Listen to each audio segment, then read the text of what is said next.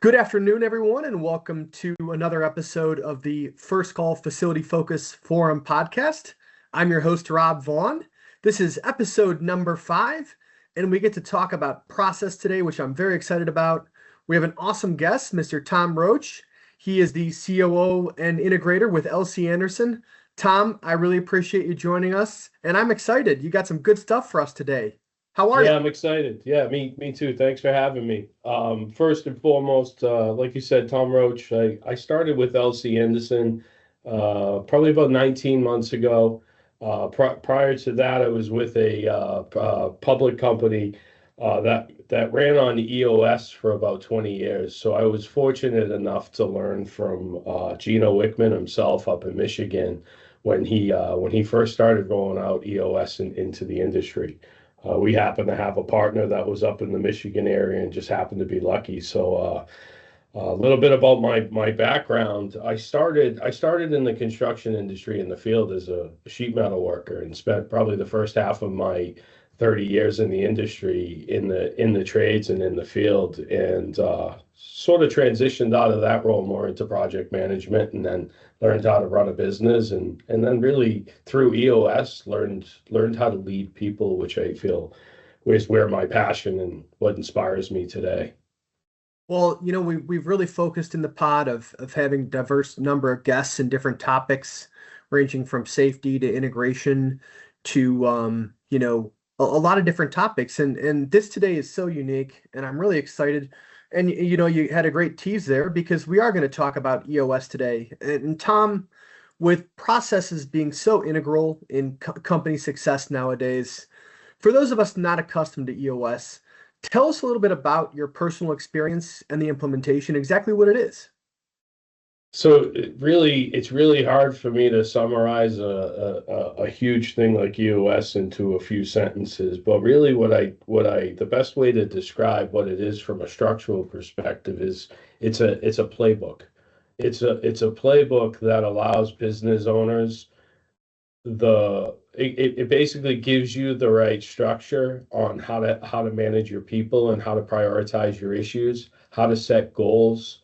It's centered around core values, living and breathing your core values, and first and foremost, making sure that you have the right people in the right seats, and really obsessing over people management, having weekly check-ins with your people, having structured meetings that start at the same time and end on the same time, that have to-dos that are followed up by. It's really quite simple, but people tend to overthink it, and it provides a little bit of discipline to business owners to run their business and empower their people.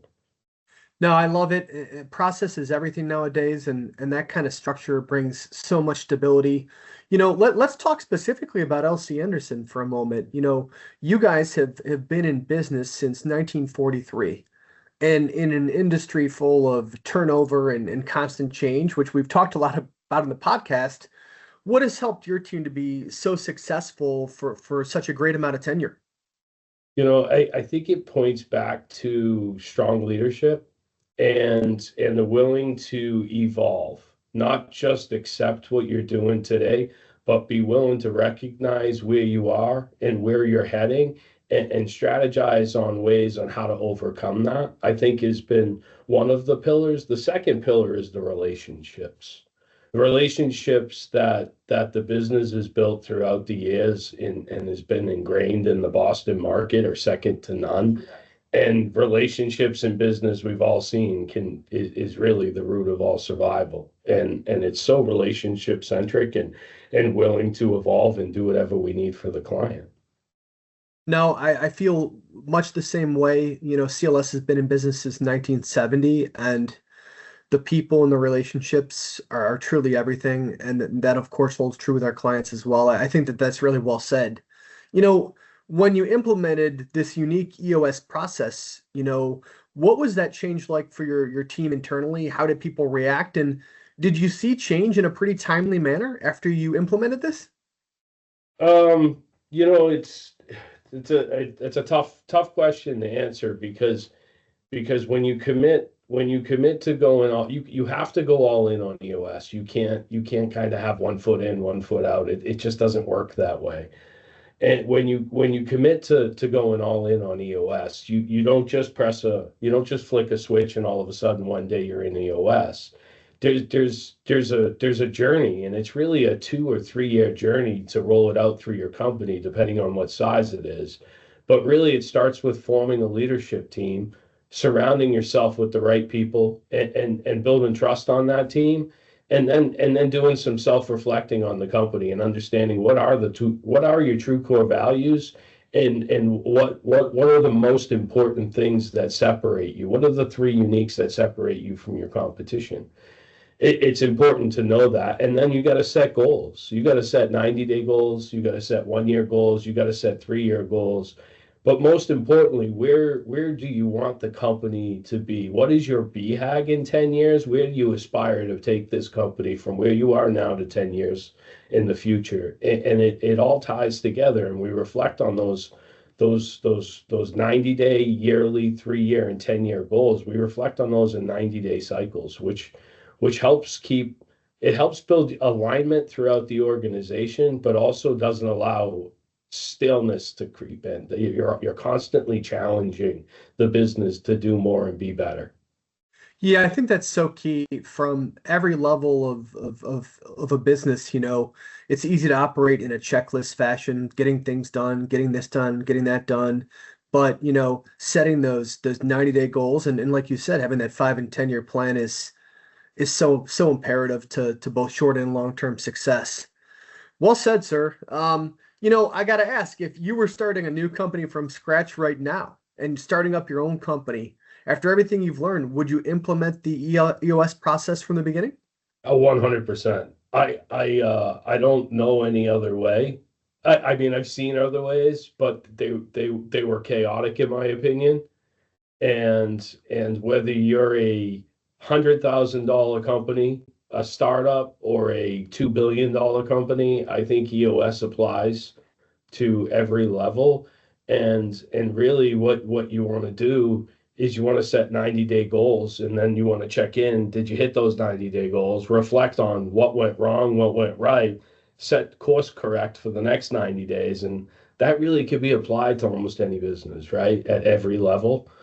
So absolutely I would. And it allows a platform for you to take a company from 3 to 5, 6 to 8 people. You could scale that business all the way up to 300. So it's completely flexible on how you want to use it.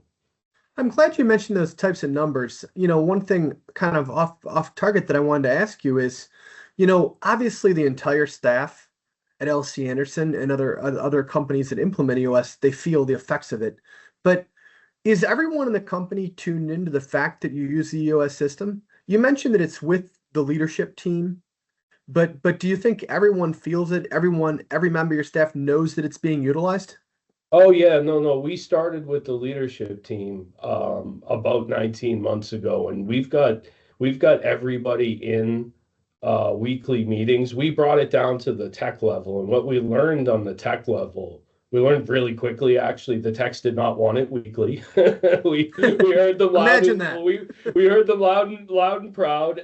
So we went to bi-weekly, and still that was a little too much. So we said, you know what, guys, well, guys and gals, I should say, let's do it. Let's do it monthly. And since it's been monthly, we found definitely there's been more engagement. But the whole concept is about empowering the teams at each level to solve their own issues, because they're the ones that, quite frankly, have all the information. So come up with the solve. Well, the And E in EOS is entrepreneurial, right? That's right. That's right. Yeah, that's right. That's So right. Because everyone buys in in. our business, we see in almost everything we do, there's not a transactional component to it. You have to be strategic, and you can't teach people how to react in every situation, but you can give them good guardrails, and set clear expectations, and then hold their hand and teach them how to navigate each situation. It's far more manageable that way. Well, I appreciate you sharing that because, it's easy to implement a system or a policy that a leadership team is familiar with, but you've really shared openly that it's important to have the buy-in from the staff and how much everyone in the company is involved. And for those that aren't familiar with EOS, I think it's important for people to hear that this isn't just a management process up top, that this secret sauce that leaders are using. It's something, a culture that your entire company feels. And I think the biggest kind of toast or advocacy that you gave to that is the fact that if you started a company from scratch, without hesitation, you said, I'm implementing EOS. That's how successful it's been. I want to ask you, a lot of times in life, things we learn in the business world or at work, so to speak, spill over into our personal lives. Your expertise and everything that you've learned with EOS and the success you've had with it, has it, leaked over into your personal life and the way you look at things, the way you operate on a personal level outside of work? Oh, 1,000%. So one of the biggest tools in EOS, and EOS has a bunch of tools that we don't have enough time to go through today, but one of the tools that I think every business could apply without going all in is this tool called a vision traction organizer, where I set where I want to be 10 years from now, and I do this in my personal life. And then I start to map out how I'm going to get there. And I go, okay, here's my 10-year BHAG. And by the way, EOS, everything has numbers. So you got to set a number to it, whether it's your 401k, whether it's your retirement, your net worth, but you got to set a number to it. And then you kind of work your way back and reverse engineer in 2 or 3 year and 1 year. And I used to revisit that every quarter and kind of update it. I lost the discipline in updating it quarterly, but I do it yearly to reflect, to make sure that I keep myself on track to where I want to be and where I want to go. That is truly awesome. I mean, you've seen success with it at the company level, and you're pretty much endorsing this amazing process. But to think that it can impact your personal life, I mean, I could see people using this for, fitness goals, nutrition, health goals, financial goals. It's amazing how things in a business or work sense can really impact the way we structure our lives and organized. And the word that I keep hearing over and over again is goal setting, and just how imperative that is to have a concrete goal with a defined outcome, in terms of a number and a timeline. Thanks for Yeah, sharing. it's just that, right? It's goal setting, but then you spend time, you spend a small chunk of time reflecting and grading yourself on how you're doing against your goals, and then course correcting to do better.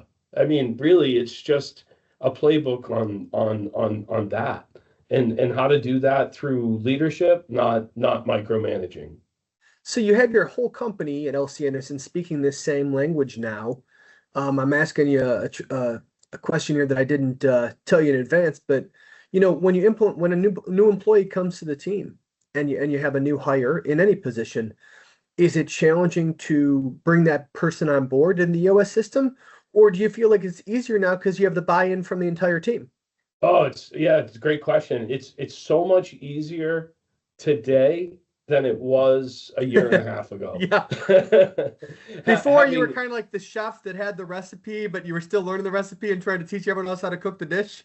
Well, that's right, because so here's what I will say. One of the key components you have to be willing to do if you want to go in EOS is you have to be willing to teach your people the business.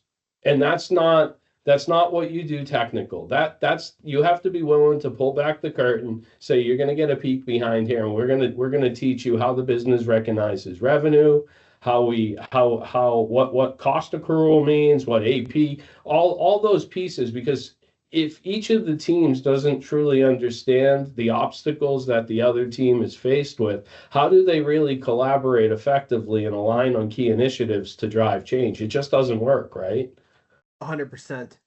Well, if there's an endorsement for this product and process, then you get an A+ today, sir. I'm gonna when people watch our pod and everyone's reaching out and saying, how do I learn more about this? Then we'll make sure you receive a commission from the EOS team on the implementation. But So there is a book though I could recommend. please do. So there's two books. If you need a ton of data and you're a very engineered minded person, you're going to want to read the book Traction.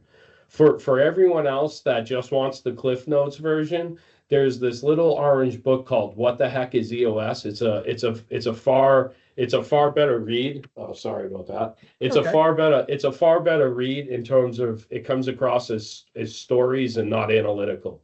But that you could probably read in an hour and a half, and it'll give you the Cliff Notes version of EOS. Well, Tom, this information is awesome. When you presented this to our team a few weeks ago, I was blown away and so excited to have you on the pod to feature it. And I think you've enlightened a lot of us to something that not a lot of people know a lot about. So I appreciate the time. I'm sure we'll have you back on a future pod for updates and information. But this is terrific. Process is everything. And when you've been around since 1943 and you're achieving like you and your team are, then it definitely works. So appreciate you joining us today, and I appreciate all of you listening. Please join us again soon for another episode on the First Call Facility Focus Forum, and we look forward to seeing you very soon. Take care.